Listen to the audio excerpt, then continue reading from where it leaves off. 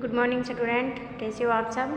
देखो, कल हम पढ़ रहे थे कक्षा 8 विषय संस्कृत, चैप्टर नंबर अपना 11 एकादश है सावित्रीबाई फुले। सावित्रीबाई फुले जो क्या थी, महाराष्ट्र की प्रथम महिला शिक्षिका थी, जिन्होंने स्त्री शिक्षा को बहुत अधिक बढ़ावा दिया था अन्य भी सामाजिक कई कार्य उन्होंने किए थे। आगे हम उसके बारे में अब फिर से पढ़ेंगे, ठीक है। देखो अब आगे, उससे आगे सामाजिक कुरीति नाम है सावित्री प्रमुख विरोधम अकरोत। सामाजिक जो कुरीतियाँ थी या जो रीति रिवाज हमारे समाज में चलाए जा रहे थे ना, उनका उन्होंने विरोध किया। विधवाना में सिरों मुंडने से निराकरणाय सा साक्षात नापिते मिलिता। विधवाना, विधवा जो महिलाएं थी उनके जो सिर को मुंडन मतलब उनके बाल वगैरह उतरा दिए जाते थे, जैसी प्रथा पहले जो प्रचलित थी, निराकरण उसको बंद करने के लिए सा साक्षात उसने स्वयं जाकर नापिते मिले था, वो नाइयों से मिली। जो नाई होते हैं ना, सिर मुंडन करते हैं, उनसे जाकर वो मिली। फलतः केचन नापिता अस्या रूढ़ो सहभागिता ऐतेयजन। फलस्वरूप कुछ नाइयों ने तो उनका साथ नहीं दिया, कुछ नाइयों ने तो उनका साथ दिया और कुछ ने नहीं दिया। एकदा सावित्री च मार्गे दृष्टम यत कूपे निक्षा शिरण वस्त्रावर्ता तथा कथिता निमन जातिया कश्चित नार्य जलम पातु याचनते सम।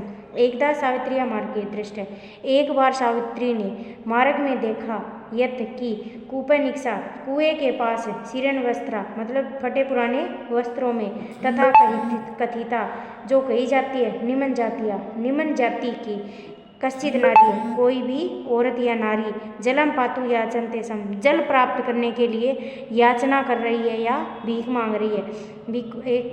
एक बार सावित्री वो रास्ते में से जा रही थी कहीं, तो उन्होंने क्या देखा, कूपे निक्षा कुएं के पास, शिरण वस्त्रा फटे पुराने वस्त्रों में, तथा कथिता भी उसे कह सकते हैं निमन जातिया नारी, निमन जाति की कोई महिला, जलम पातु याचनते जल पाने के लिए वहाँ खड़ी थी। उच्च वर्गीय उपवास ग्रंथ, उच्च वर्ग की जो महिलाएं थी उपवास कुरवंत, उनका क्या कर रही थी, मजाक उड़ा रही थी।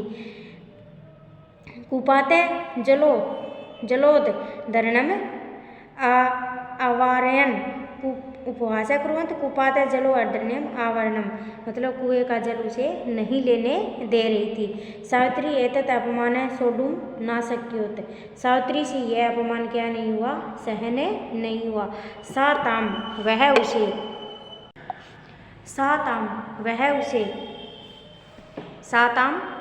उसे निज ग्रह नीतवान, वह उसे अपने घर ले गई। तड़ाग दर्शयत्वा तालाब दिखा करके, अकथयत कहती है, यथेष्टम जल नियत जितना चाहे उतना जल ले लो। सार्वजनिको अयम तड़ाग, यह क्या है, तालाब सार्वजनिक है। अस्मात् जल ग्रहणे नास्ति जातिबंध तया मनुष्याणाम समानता, भी जल भरने में, अस्मात् जल ग्रहणे नास्ति भी जल ग्रहण करने में, नास्ति नहीं होती, जातिबंध तथा मनुष्याणाम समानता भी मनुष्यों की समानता और स्वतंत्रता का। पक्षम सर्वथा समर्थित, उसने क्या है, हमेशा इसका समर्थ किया। यस्मात् जल ग्रहणे नास्ति भी जल ग्रहण में कोई भी जाति या मनुष्य का कोई भेदभाव नहीं होता। मनुष्याणाम समानता स्वतंत्रताया पथ है सर्वथा समर्थित, वह मनुष्य की समानता और स्वतंत्रता के पक्ष में हमेशा से रही है। एक बार इसकी हिंदी में हम फिर से देख लेते हैं पीछे वाले चैप्टर की। और इसकी सामाजिक कुरीति नाम स्वार्थी सावित्री मुखरम विरोधाय अकरोत। सामाजिक कुरीतियों का सावित्री ने क्या है, प्रबल विरोध किया है या हमेशा से ही विरोध किया है। विधवा नाम है सिरों मुंडने से निराकरणाय सा साक्षात नापिते मिलिता। विधवाओं के सिर मुंडन की जो प्रथा थी उसको मिटाने के लिए सास स्वयं साक्षात वह स्वयं जाकर नाइयों से मिलती। फलस्वरूप केचन नापिता अस्या रूढ़ो सहभागिता ऐतेयजन, कुछ नाइयों ने तो उसका साथ दिया, कुछ ने नहीं। एकदा सावित्र्या मार्गे दृष्टम यत कूपे निक्षा शिरण वस्त्रा वृता तथा कथिता निमन जातिया कश्चित नार्य जलम पातु याचनते सम। एकदा सावित्री मार्गे, एक बार सावित्री के मार्ग में दृश्य देखा, यत की कूपे निक्षा कुएं के निकट, शिरण वस्त्रावता शिरण वस्त्रों में या फटे पुराने वस्त्रों में, तथा कथिता निम्न जातियाँ, वहाँ पर क्या थी एक निम्न जाति, कश्चित नारी, कोई नारी जलम पातु याचकते, जल मांगने की याचना कर रही थी। उच्च वर्गीय उपवास कुर्वंत, और जो उच्च वर्ग के लोग थे वो क्या कर रहे थे, उसका मजाक उठा रहे थे। कुपाता जलोधरण वार्यन, मतलब उसे पानी नहीं दे रहे थे। सावित्री एतत् अपमान सोढुम ना सके, तो सावित्री से यह अपमान क्या नहीं हुआ, सहन नहीं हुआ। सा ताम, वह उसे, स्त्री निज गृह नीतवान है, अपने घर में उसे ले गई। तड़ाग दृश्यत्वा अकथ्यत, तालाब दिखाकर कहती है, यथेष्टम जलम पीत, जितना चाहे उतना जल ले लो। सार्वजनों को अयम तड़ाग, यह तालाब सभी के लिए है। अस्मात् जल ग्रहणे नास्ति जाति बंधी, यहाँ पर किसी भी जाति का कोई बंधन नहीं है, अभी जल लेने में किसी भी जाति का कोई बंधन नहीं है। तया मनुष्याणाम समानताया स्वतंत्रताया पक्ष सर्वथा समर्थित, उसने मनुष्यों की समानता और स्वतंत्रता के पक्ष को हमेशा क्या लिखा है, महत्वपूर्ण समर्थन दिया है। पुरुषों की मनुष्यों की समानता और स्वतंत्रता के पक्षगर में ही रही है, वो हमेशा उसके पक्ष में रही है। महिला, आगे देखो, महिला सेवा मंडल, शिशु हत्या प्रतिबंधक गृह इत्यादिनां संस्थानानां स्थापना, फूले दंपत्यो अवादानम महत्वपूर्णम।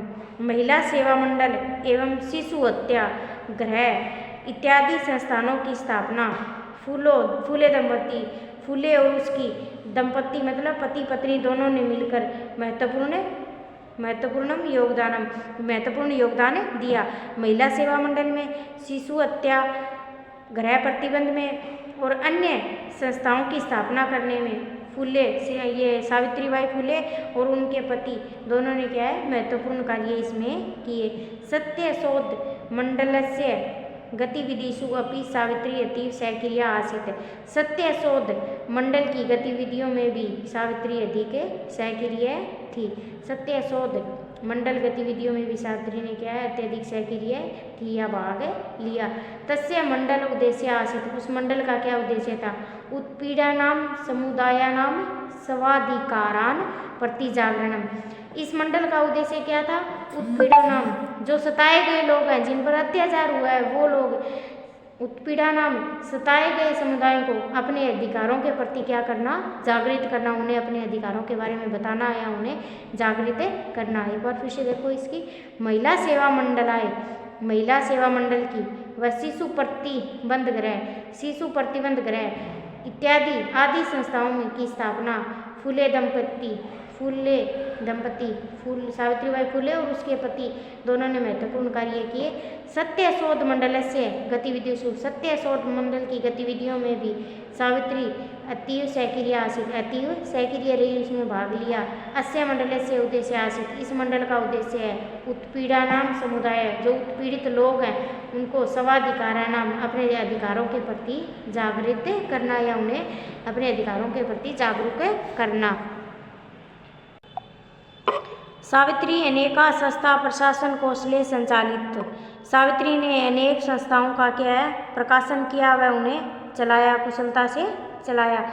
दुर्भिक्ष काले प्लेग काले च सा पंडित जनानाम आश्रांतम अविरतम च सेवायाम अकरोत्, अकाल और प्लेग के समय वह पीड़ित लोगों को बिना थके बिना रुके सेवायाम अकरोत्, आश्रांतम बिना थके अविरत बिना रुके सेवा करती रही। सहायता सामग्री व्यवस्थाएं सर्वथा प्रयास कृत, सहायता सामग्री पहुंचाने के लिए सर्वथा हमेशा प्रयास उसने किया। महारोग प्रसार काले सेवारताया सा स्वयं असाध्य रोगेण ग्रस्ता 1897 तमे ख्रीष्टाब्दे निधन गता। महारोग के प्रसार काल के में सेवा में लगी हुई सा वह स्वयं असाध्य रोगों से क्या हो गई, ग्रस्त हो गई। 1897 तमें ख्रीष्टाब्दे निधन गता, 1897 में उसका क्या हो गया, निधन हो गया। साहित्य रचना अपि सावित्री महित्य, साहित्य रचना के लिए भी सावित्री ने क्या है, बहुत साहित्य रचना में भी सावित्री ने बढ़ चढ़कर भाग लिया। तस्या काव्य संकलन द्रव्य वर्तते, उसके 2 काव्य संकलन भी हैं, काव्य फूले सुबोध रत्नाकर, काव्य फूले और सुबोध रत्नाकर। भारत देशे महिलो उत्थानस्य गहना व बोधाय सावित्री महोदया जीवन चरित्रम आवश्यकम अध्येतम। भारत देश की महिलाओं के उत्थान के गहन अध्ययन के लिए सावित्री के महोदय के जीवन चरित्र का अध्ययन करना आवश्यक है। भारत देश में महिलाओं के उत्थान के लिए सावित्री महोदय के जीवन चरित्र का गहन अध्ययन करना क्या है, आवश्यक है। एक बार फिर से इसकी हिंदी देख लो। सावित्री अनेक संस्था प्रशासन कौशल संचालित, सावित्री ने अनेक संस्थाएं और प्रशासन कौशल को संचालित किया। दुर्भिक्ष काले प्लेग काले च सा पंडित जनानाम आश्रांतम अत्रिय च सेवायाम करती। अकाल के समय, प्लेग के समय वह पीड़ित जनानाम पीड़ित लोगों की बिना रुके और बिना थके क्या करती रही, सेवा करती रही। सहायता सामग्री व्यवस्थाएं सर्वथा प्रयास करोत, सहायता सामग्री पहुंचाने के लिए उसने सर्वथा प्रयास किया। महारोग प्रसार काले सेवारता सा सेव्यम असाध्य रोगेण ग्रस्ता। महारोग के प्रसार, जब वो महारोग फैला हुआ था ना, उस समय सेवा करती हुई ससेव्यम वैसव्य असाध्य रोग से ग्रस्त हो गई। 1897 में खिस्ताब्दी 1897 ईस्वी में उसका क्या हो गया, निधन हो गया, मतलब उसकी मृत्यु हो गई। साहित्य रचनाएं अभी सावित्री महिते, साहित्य रचना में भी सावित्री ने बढ़ चढ़कर भाग लिया है। तस्या काव्य संकलन द्रव्य वर्तते, उसके 2 काव्य संकलन है, काव्य फूले सुबोध रत्नाकर, काव्य फूले और सुबोध रत्नाकर। भारत देशे महिला उत्थानस्य गहना वैबोधाय सावित्री महोदया जीवन चरित्रम अवश्यम अध्येतम। भारत देश की महिला के उत्थान के लिए उसके गहन सावित्री महोदय के जीवन चरित्र का गहराई से अध्ययन करने की आवश्यकता है। ठीक है, इस चैप्टर को पढ़ लेना और उसे अच्छे से याद कर लेना। धन्यवाद।